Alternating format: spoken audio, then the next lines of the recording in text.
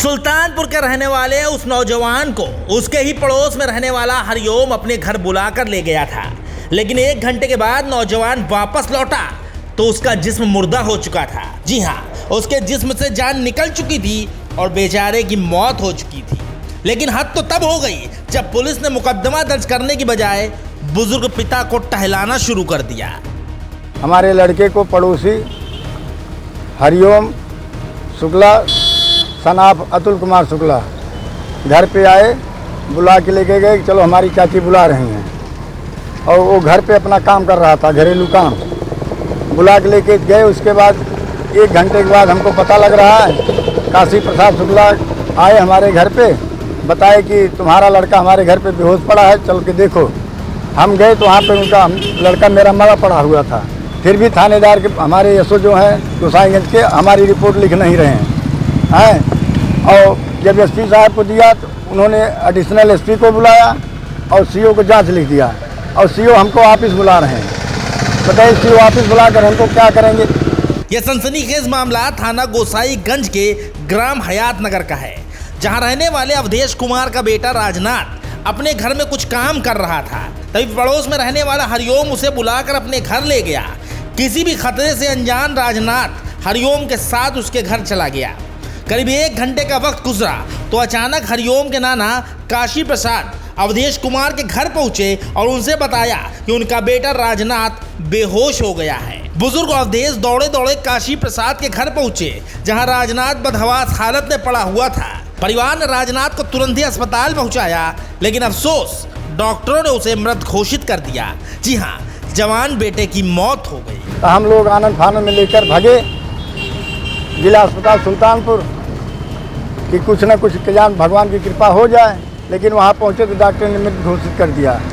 इसके बाबत में मैंने उसका पंचनामा हुआ, पोस्टमार्टम हुई, और उसके बाद पोस्टमार्टम के बाद मैंने लाश का दाह संस्कार किया। 13 तारीख को मैं गया थाने पे, एप्लीकेशन दिया कि हमारी FIR दर्ज करो। तो एसओ साहब बोल रहे हैं कि हम जब तक ये PM रिपोर्ट नहीं आएगी तब तक हम रिपोर्ट नहीं लिख पाएंगे। अब PM रिपोर्ट आने के बाद ये भी बता रहे थे, हमने कई दिन दौड़ा लेकिन PM रिपोर्ट उनके पास नहीं आई। उसके बाद मैं गया एसपी के यहाँ। एसपी के यहाँ भी एक एप्लीकेशन दिया, वहाँ PM रिपोर्ट के लिए हमने जांच करवाई तो वहाँ PM रिपोर्ट पहुँची नहीं थी। पुलिस ने लाश को पोस्टमार्टम के लिए भेज दिया। तो वहीं 13 अगस्त को बुजुर्ग पिता अवधेश बेटे के कत्ल का मुकदमा लिखवाने थाने पहुंचे, लेकिन थाने से उन्हें बैरंग वापस लौटा दिया गया। अवधेश की माने तो कई बार थाने जाकर फरियाद कर चुके हैं वो, लेकिन कई दिन गुजरने के बावजूद अब तक बेटे के कत्ल का मुकदमा दर्ज नहीं किया गया। मृतक घोषित करने के बाद फिर जो है पोस्टमार्टम के लिए लाश ले जाई गई। पोस्टमार्टम हुआ, उसमें जो है उसी पीरियड जब हम लोग पोस्टमार्टम करा रहे हैं, काशी प्रसाद और 1-2 लोगों को ले करके कह रहे हैं कि आप सुलह कर लीजिए, कोई FIR मत कीजिए, जो होना था वो हो गया। लेकिन हम लोग उनसे सुलह करने के लिए नहीं तैयार हुए, उनको वापस भेज दिए। और उसके बाद हम लोग जाके जब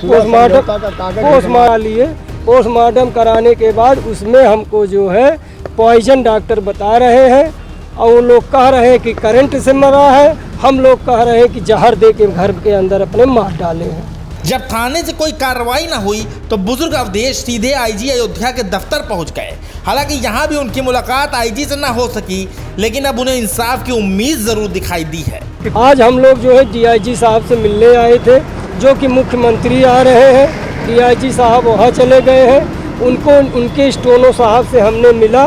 मिलने के बाद स्टोनो साहब ने आश्वासन दिया कि आप लोग घबराइए मत, किसी प्रकार की आपके साथ जो है दिक्कत नहीं होने पाएगी, जो उचित कार्रवाई होगी हम उसको कार्रवाई करवाएंगे।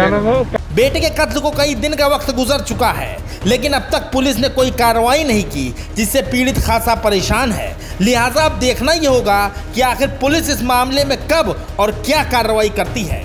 अयोध्या से न्यूज़ टाइम नेशन के लिए खुर्शीद खान राजू के साथ आजम खान की रिपोर्ट। सब्सक्राइब करें आपका अपना चैनल न्यूज़ टाइम नेशन, और हर खबर सबसे पहले पाने के लिए बेल आइकॉन जरूर दबाएं। और हाँ, खबरें पसंद आ जाएं तो लाइक और शेयर करना ना भूलें।